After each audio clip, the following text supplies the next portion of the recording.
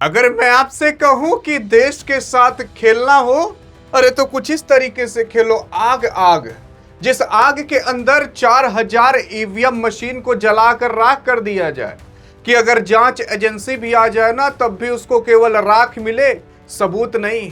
ऐसा ही कुछ हो चुका है। लेकिन सवाल ये उठता है कि आखिरकार 4000 ईवीएम मशीन के जलने के पीछे का राज क्या था? आखिरकार क्या उसके पीछे या कुछ जांच पड़ताल होने के बाद पता चल सकता था जिसकी वजह से जलाकर राख कर दिया गया? और अब इस पर इलेक्शन कमीशन ऑफ इंडिया क्या बोलेगा? क्योंकि एग्जैक्ट उसी मंजिला में आग लगी जिस मंजिला पर आपके ईवीएम मशीन रखे हुए थे, बंगाल के लोगों के वोट रखे हुए थे। और कभी इस ईवीएम की जांच हो जाती तो कुछ निकल सकता था, तो क्या पता इसी वजह से। ऐसा लोग कह रहे हैं, हम नहीं, ऐसा लोग कह रहे हैं। अब देखने की कोशिश करोगे तो आप देख सकते हो, यहां पर कहा जा रहा है around 4000 EVM gutted as Bengal government building catch fire. यानी कि भैया 4000 ईवीएम मशीन बंगाल की सरकारी बिल्डिंग के अंदर रखी हुई थी, कोई प्राइवेट बिल्डिंग भी नहीं थी, कोई आकर आग लगा दे। और ऐसा कई सारे नेता और बहुत सारे लोग कह रहे हैं कि ये अमानवीय है भैया, ये ऑटोमेटिक आग लग ही नहीं सकती, ऐसी ये आग लगी है। असल में ये जो बिल्डिंग है, ये बिल्डिंग जो आप ये मंजिला देख रहे हो, अब इसके नीचे भी देख सकते हो 1 मंजिला 2 मंजिला 3, मतलब तमाम ऐसे मंजिले की ये बिल्डिंग थी, सरकारी बिल्डिंग थी।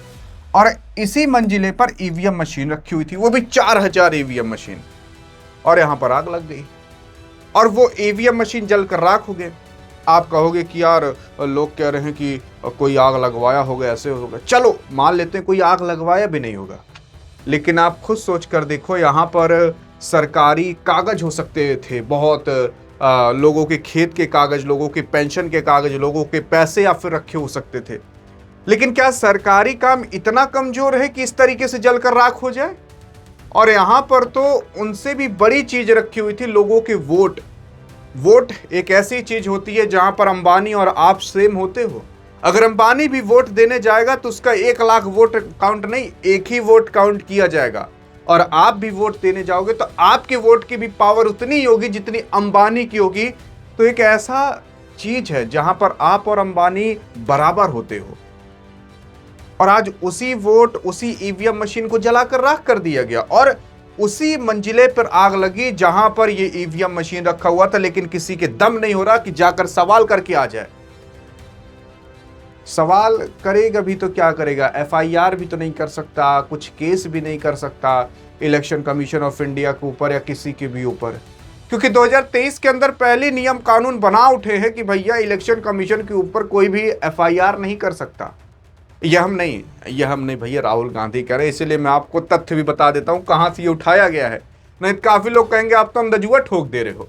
अब देखो, यहां पर असल में पवन खेरा साहब कहते हैं कि must clarify whether these 4000 EVMs were indeed use in the recent West Bengal election.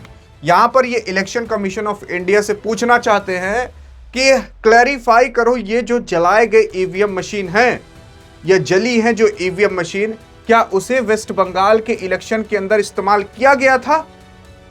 अगर किया गया था तो ये जले कैसे? क्या ईवीएम मशीन के अंदर कुछ घोटाला था कि कभी जांच पड़ताल हो जाती, पता चल जाता, जला दें? ऐसा लोगों का कहना है, हमारा कहना नहीं है। ठीक है, अब यहां पर क्या है कि ये पवन खेरा साहब पूछ रहे हैं, और पूछना भी चाहिए यार। आप अपनी सरकार से सवाल नहीं पूछोगे तो किससे पूछोगे? ट्रंपो से जाकर पूछोगे? काफी लोग कहते हैं अरे ट्रंपो बड़ा गड़बड़ आदमी है। मैं आपको बताऊं, ट्रंपो सही आदमी कोई है नहीं, क्योंकि आज वो अपने देश के लिए जो भी कुछ कर रहा है, वो सर्वप्रथम अपने देश को रखता है, अपने देश के नागरिकों को रखता है। वो देश के नागरिकों के सामने आकर जवाब देता है। आज वो कितने देशों से लड़ रहा है केवल अपने देश को बचाने के लिए। आपको पता होना चाहिए पेट्रो डॉलर सिस्टम, आपको पता होना चाहिए डॉलर किस तरीके से काम करता है। वो अपने देश को सर्वप्रथम बनाने के लिए कितनी लड़ाई लड़ रहा है आज वो अकेला। कोई साथ नहीं देने आ रहा यूरोप और बाकी तमाम देश, लेकिन लड़ रहा है। तो अगर आप उसे गलत कहते हो तो कहो गलत, वो कई जगह गलत भी है, कई जगह सही भी है। तो अपने लोगों को वो सर्वप्रथम रखता है। यहां पर अपने लोगों के वोट जला दिए गए, अब देखो आगे क्या हुआ है। अब भैया मैं ऐसा नहीं कह रहा, ऐसा लोग कह रहे हैं, ठीक है। अब देखो यहाँ पर 4000 ईवीएम मशीन डिस्ट्रॉय कर दी गई बंगाल के गवर्नमेंट बिल्डिंग के अंदर। अब सिंपल सी बात है, बंगाल के गवर्नमेंट बिल्डिंग के अंदर ये ईवीएम मशीन थी, तो किसके इलेक्शन में इस्तेमाल की गई होंगी, क्या पता बंगाल के इलेक्शन में इस्तेमाल की गई होंगी। इस तरीके से ईवीएम मशीन्स रखी हुई थी और जला दी गई। यहाँ पर तमाम चीज़ें लिखी गई हैं, 9th बिल्डिंग, फिर उसके बाद साउथ कोलकाता, बाकी तमाम वो लोकेशन साउथ 24 परगना के बारे में तो मैंने आपको बहुत बता रखा है। फिर उसके बाद अगर आप देखोगे तो ये खबर थी वेडनेसडे थर्सडे की, ये खबर निकल कर आती है फ्राइडे को। मतलब आग लगी 2-3 दिन पहले, लेकिन उसका धुआं पहुंचा था 2-3 दिन बाद यूपी, बिहार, दिल्ली के अंदर। ये खबर भी दबाने की कोशिश की गई थी लेकिन आ नहीं पाया। कोई भी गोदी मीडिया इसको देखिएगा कवर नहीं करेगा कवर। उनका अलग है चल रहा होगा, कहीं मेलोडी चल रहा होगा तो कहीं स्नैकर चल रहा होगा। अब यहाँ पर मेन चीज ये है कि आप देखोगे ये वेस्ट बंगाल के मिनिस्टर हैं कौशिक चौधरी साहब। अब देखो ये भी मैं नहीं कह रहा हूँ, कौशिक चौधरी साहब कह रहे हैं। कौशिक चौधरी साहब कह रहे हैं around 4000 EVMs were destroy in a fire. 4000 EVM destroy कर दिए गए आग की चपेट में। Those EVM were used in 10 constitution during this year. मतलब भैया इस बार जो इलेक्शन हुआ था वेस्ट बंगाल के अंदर, 10 ऐसे विधानसभा के क्षेत्र हैं जहां पर इन ईवीएम्स को इस्तेमाल किया गया था और उन्हें जला दिया गया या जल गए। समझ आ रहा है? तो यही सच्चाई है। और मतलब ये भैया हम नहीं, ये कोई और नहीं बल्कि आपके कौशिक चौधरी साहब करें जो वेस्ट बंगाल के मिनिस्टर हैं। फिर उसके बाद भी तमाम चीज़ें कहते हैं कि भैया इलेक्शन में इस्तेमाल हुआ था। The minister of state for fire emergency service said, तमाम बातें ये कहते हैं। ये ईवीएम जो आप देखते हो यही सारी चीज़ें। अब मैं आपको बताने की कोशिश करता हूँ विपक्षी पार्टी वाले क्या कहे, लेकिन उससे पहले ये जान लेते हैं पश्चिम बंगाल के जो दक्षिण कोलकाता के जो अलीपुर इलाके में स्थित एक सरकारी इमारत साउथ 24 परगना जिले परिषद कार्यकाल में भीषण आग लगने के लगभग 4000 ईवीएम जलकर खाक हो गए। ये मशीन हाल ही में हुए पश्चिम बंगाल विधानसभा चुनाव के दौरान 10 अलग अलग निर्वाचित क्षेत्रों में इस्तेमाल की गई थी। समझ आया? और ये ट्रस्टेड वेबसाइट से भी लिया गया है ये पूरा का पूरा। अब फिर उसके बाद हम बात करते हैं कि आखिरकार आम आदमी पार्टी ने क्या कहा। अब देखो इसके ऊपर विपक्षी पार्टी जो है वो कूदेगी बहुत तेज। राहुल गांधी आकर कूदेंगे, ममता बनर्जी आकर कूदेंगे, लेकिन मैं आपको बता रहा हूं राहुल गांधी की कोई सुनेगा नहीं। राहुल गांधी क्या है ना कि मैं आपको बता रहा हूं वो क्यों नहीं जीत पाते इलेक्शन। मेन चीज तो ये है कि वो जो ऑडियंस है, जो जनता है, उसके साथ तालमेल बिछा नहीं पाते कि भैया आपसे और हमसे लगाव रखें। मेन चीज यहां पर क्या है कि अगर आप अपने घर के मुखिया को, मतलब किसी भी घर के मुखिया को जो दादाजी या पिताजी हैं, उनको अगर आप अपनी साइड कर लिए तो सिंपल सी बात है आप पूरे परिवार को अपनी साइड कर लोगे। अब राहुल गांधी क्या हैं, मार्शल यार्ड्स वाले हैं, स्विमिंग करते हैं, टी शर्ट और लोअर या पैंट में रहते हैं। लेकिन इंडिया को ये नहीं चाहिए। इंडिया में चाहिए भगवा रंग, इंडिया में चाहिए कुर्ता पैजामा।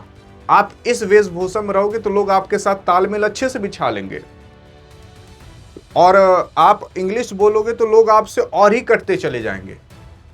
इसी वजह से कांग्रेस देखोगे जहां जहां पर ज्यादा लोग पढ़े लिखे हैं, जैसे केरला, तमिलनाडु और तमाम जगह, यहां पर अभी कांग्रेस की सरकार है।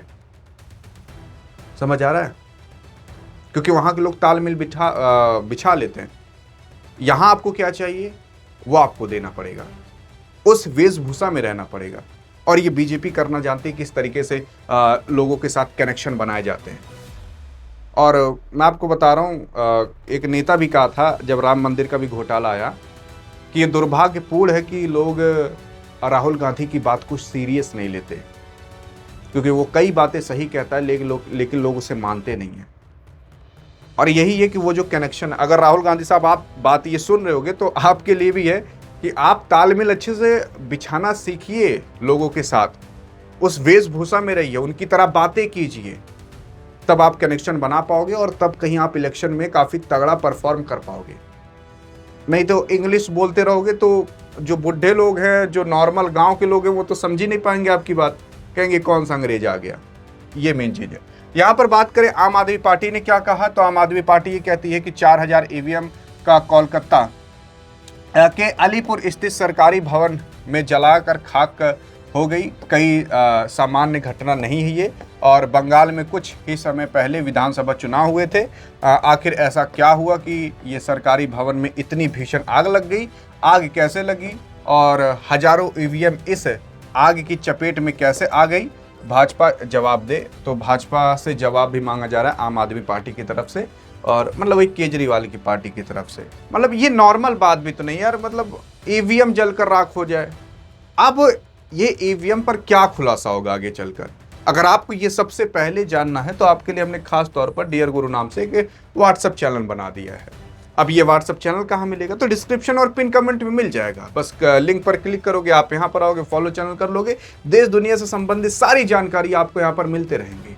और ईवीएम में किस तरीके से आग लगी, उस मंजिला में किस तरीके से आग लगी, वो सारी जानकारी भी आपको पता चल जाएंगी। बाकी आपको क्या लगता है किस वजह से आग लगी? देखो भैया, मैंने अपने तरफ से सारी चीजें सोर्सेस से बताई, अपने मन से नहीं बताया कुछ भी।